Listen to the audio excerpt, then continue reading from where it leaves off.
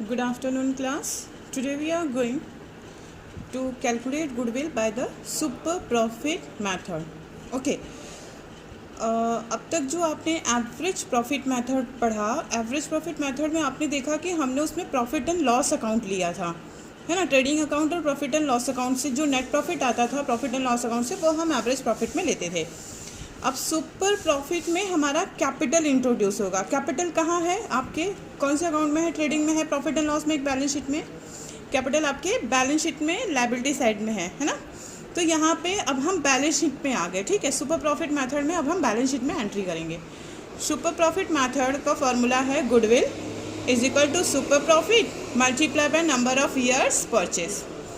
देखो average profit से हमने क्या कैसे निकाला था? Goodwill multiply by goodwill is equal to average profit multiply by number of year purchase. Formula same है, गुडविल इज इक्वल टू यहाँ एवरेज प्रॉफिट के प्लेस पे क्या हो गया है? Super profit multiply by number of years purchase. अब super profit चाहिए हमें गुडविल में, नंबर ऑफ ईयर परचेज तो जैसे हम लोगों ने देख लिया अब तक में कि क्वेश्चन में अवेलेबल होता है ना। यहाँ पे हमें सुपर प्रॉफिट चाहिए, जैसे एवरेज प्रॉफिट में एवरेज प्रॉफिट चाहिए था, यहाँ पे क्या चाहिए हमें? सुपर प्रॉफिट चाहिए। अब सुपर प्रॉफिट का फॉर्मूला है super profit is equal to average profit minus normal profit, ठीक है। सुपर प्रॉफिट कैसे निकलेगा? सुपर प्रॉफिट फॉर्मूला से निकलेगा। सुपर प्रॉफिट का फॉर्मूला क्या है? Average profit minus normal profit. अब एवरेज प्रॉफिट कैसे निकलेगा ये आप ऑलरेडी देख चुके हैं ना, total normal profit divided by number of years. Normal profit कैसे निकलेगा? नॉर्मल प्रॉफिट का फॉर्मूला ये आया, नॉर्मल प्रॉफिट का फॉर्मूला है कैपिटल एम्प्लॉयड।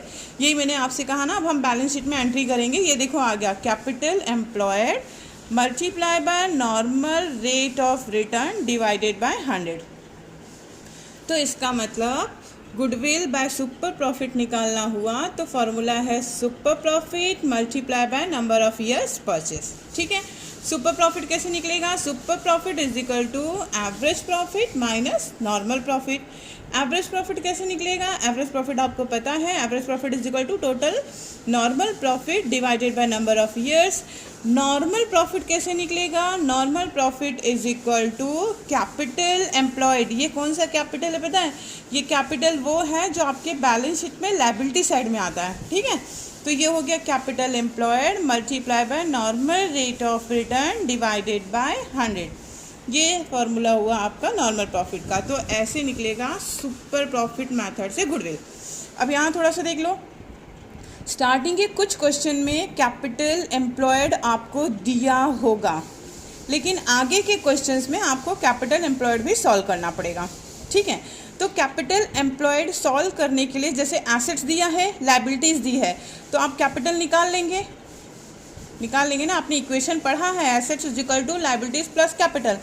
अगर आपको एसेट्स दिया हुआ है, लायबिलिटीज़ दी हुई है, तो क्या आप कैपिटल नहीं निकाल सकते? निकल जाएगा ना। एसेट्स में से लायबिलिटी माइनस कर देंगे तो कैपिटल निकल आएगा। क्लियर हो गया? अब आगे के क्वेश्चंस जो है वो धीरे धीरे टफ होते जाएंगे। इसी तरह से एसेट्स दिया होगा, लायबिलिटी दी होगी और आपको कैपिटल निकालना पड़ेगा।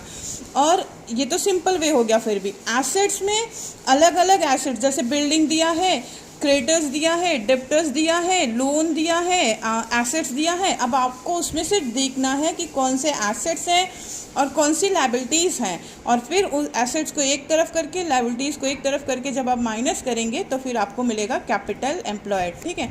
कैपिटल एम्प्लॉयड वो होता है जो पार्टनर्स इंट्रोड्यूस करता है बिजनेस में।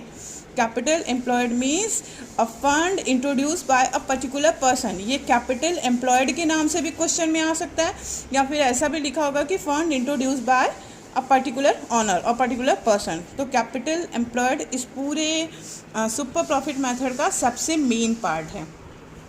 क्लियर हो गया ये फॉर्मूला?